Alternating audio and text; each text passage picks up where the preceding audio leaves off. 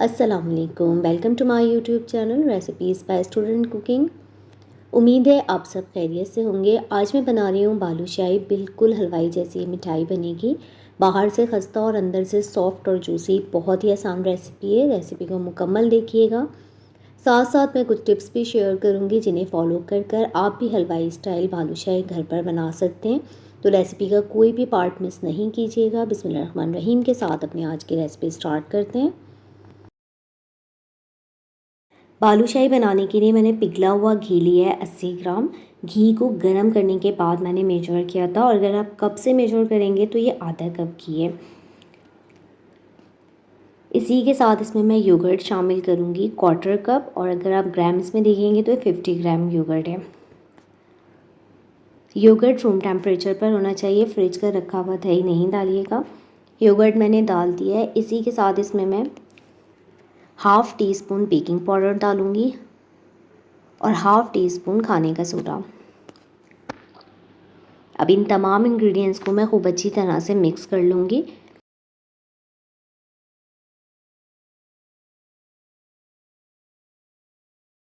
अब इसके अंदर मैं मैदा शामिल कर रही हूँ 250 ग्राम, और अगर आप कप से मेजर करेंगे तो 2.5 कप मैदा है। मैदा डालने के बाद इसे मैं अच्छी तरह से मिक्स कर लूँगी। इतनी देर मिक्स करना है कि क्रम्स के फॉर्म में आ जाएगा। इसके बाद मैंने इसमें पानी शामिल किया था थोड़ा थोड़ा कर और आटा गूँध लिया था। बालूशाही के लिए आटा हमें थोड़ा सख्त गूँधना है। बहुत ज़्यादा पानी एक साथ डालने से आटा नरम हो जाएगा। तो थोड़ा थोड़ा करके मैंने इसमें पानी शामिल किया था और सख्त आटा गूँध लिया था। बालूशाही का मैंने आटा गूँध लिया है। आटे का टेक्सचर थोड़ा फटा फटा होगा। इसके बाद मैंने इसके छोटे छोटे पेड़े बना लिए थे। आप हस्बे ज़रूरत जितनी बड़ी आपको बालूशाही बनानी हो उस हिसाब से पेड़े बना लीजिएगा। मैंने इक्वली छोटे छोटे पेड़े बना लिए थे। इसके बाद मैंने डो को फ्रिज में रख दिया था। डो को लाजमी फ्रिज में रखना है ताकि डो एक जान हो जाएगी, और इसके अंदर जो हमने घी डाला है वो हार्ड हो जाएगा। इससे बालूशाही को शेप देना आसान हो जाएगा और बालूशाही का शेप भी अच्छा आएगा। अगर आप जल्दबाजी में बालूशाही बनाएंगे, आटा गूंदने के बाद फ़ौरन बालूशाही बना लेंगे, तो बालूशाही बंद तो जाएगी लेकिन शेप अच्छा नहीं आएगा। लिहाजा फ्रिज में इसे ज़रूर रखिएगा 10 से 15 मिनट के लिए, ताकि डो हार्ड हो जाए।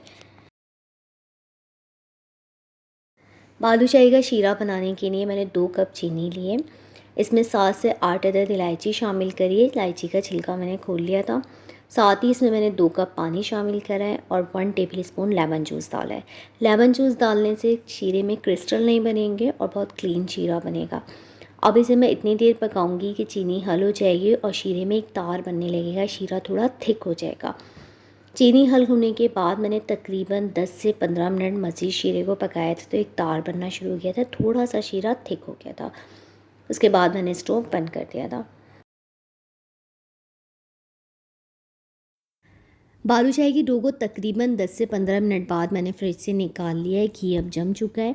इसे ज़रूर फ्रिज में रखिएगा। अब मैं पेड़े को दोनों हाथों की हथेलियों में रख लूँगी और एक हाथ की हथेली को हल्का हल्का प्रेस करते हुए पेड़े को मैं राउंड शेप दूँगी। इसे हल्का हल्का घुमाना शुरू करूँगी ताकि एक पेड़ा बन जाए। जब आप इसे शेप देंगे तो इसके ऊपर बल बनना शुरू हो जाएंगे। तो हल्के हाथ को चलाते हुए इसको आप बल दीजिएगा। बहुत अच्छे इसके ऊपर बल बन जाएंगे। इसके बाद मैंने पेड़े को सेंटर से होल्ड कर लिया था, यानी प्रेस किया और इसमें सुराख कर लिया। अच्छी तरह पूरा कंप्लीट सुराख कीजिएगा जैसे डोनट के अंदर करते हैं। इससे बालूशाही की परतें बहुत अच्छी बनेंगी और ये अच्छी तरह से अंदर तक पक जाएगी। तो अच्छी तरह से पेड़े को शेप देने के बाद इसके सेंटर में मैंने एक होल्ड कर दिया है। इसी तरह मैं बाकी तमाम बालूशाही बनाऊंगी।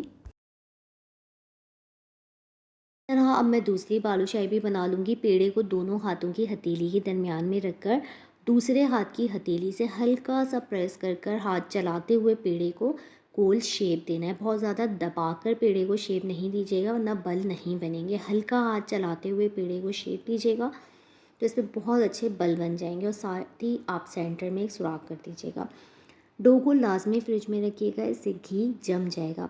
जितनी हार्ड जमा हुआ घी होगा और डो सख्त होगी, इतने ही अच्छे इसके बल बनेंगे और फ्राइंग के टाइम पर खुलेंगे नहीं। अगर आपने बल यहाँ सही तरह नहीं दिए तो जब आप इसको फ्राई करेंगे तो तमाम बल खुल जाएंगे और बालूशाही का शेप ख़राब हो जाएगा। तो हल्के हाथ से प्रेस करते हुए पेड़े को शेप दीजिएगा और सेंटर में इसके सुराख कर लीजिएगा। इसी तरह मैं तमाम बालूशाही बना लूँगी।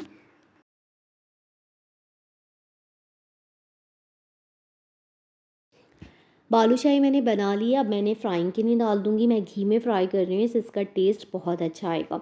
बहुत हल्का गरम घी होना चाहिए, तेज़ गरम घी में नहीं डालिएगा।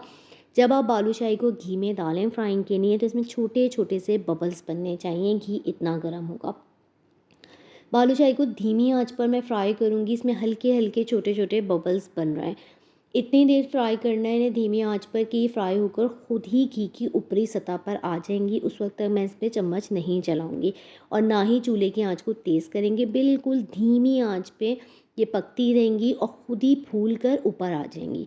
जब बालूशाही ऊपर आ जाए, घी की ऊपरी सतह पर आ जाए, फिर आप स्टोव की आंच तेज़ कर दीजिएगा।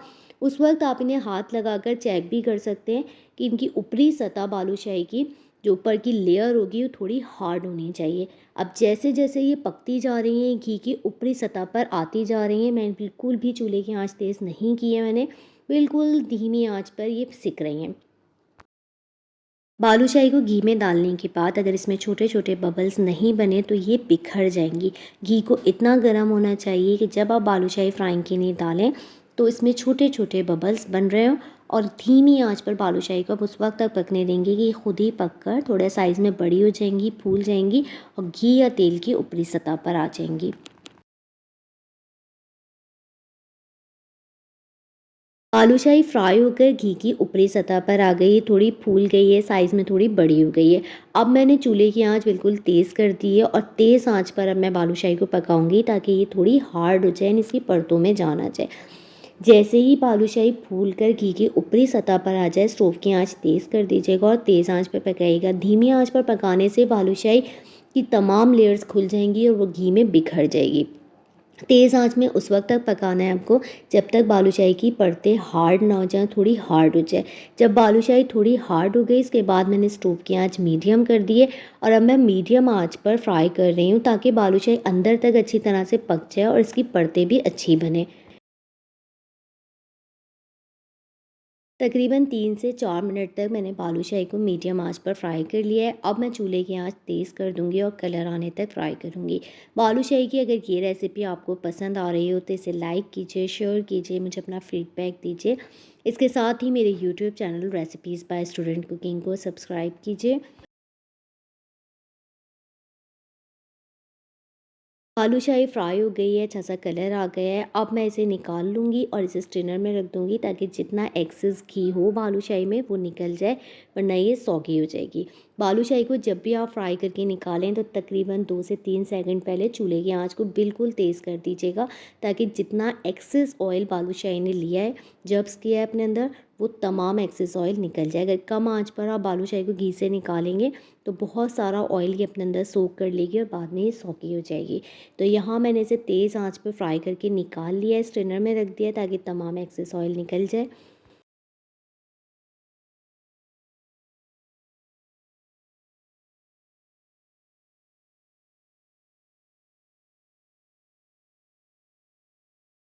बालूशाही मैंने फ्राई कर लिए लाइट गोल्डन ब्राउन होने तक मैंने इन्हें फ्राई किया था। बहुत मज़े की बनती है, बहुत आसान रेसिपी है।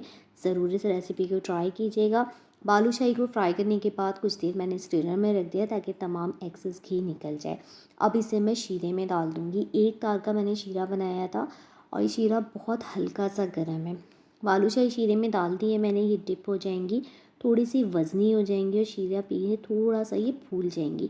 जैसे-जैसे ये नीचे बैठने लगे फ़ौरन इन्हें आप शीरे से निकाल लीजिएगा। बहुत ज़्यादा देर तक शीरे में नहीं डालिएगा।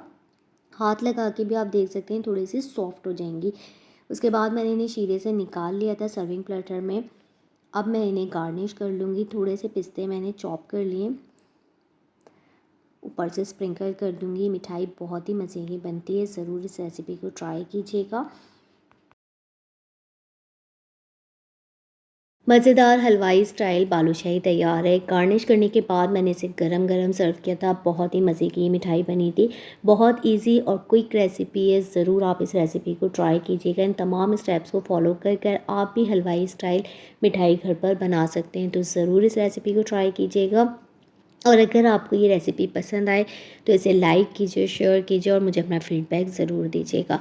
इस रेसिपी से रिलेटेड अगर कोई क्वेश्चन है तो आप मुझसे पूछ सकते हैं। आई होप आपको आज की रेसिपी पसंद आई होगी और अगर आपको आज की रेसिपी पसंद आए तो इसे लाइक शेयर ज़रूर कीजिएगा। इसके साथ ही मेरे YouTube channel recipes by student cooking को सब्सक्राइब कीजिए। मुझे दुआओं में याद रखिएगा। अल्लाह हाफ़िज़।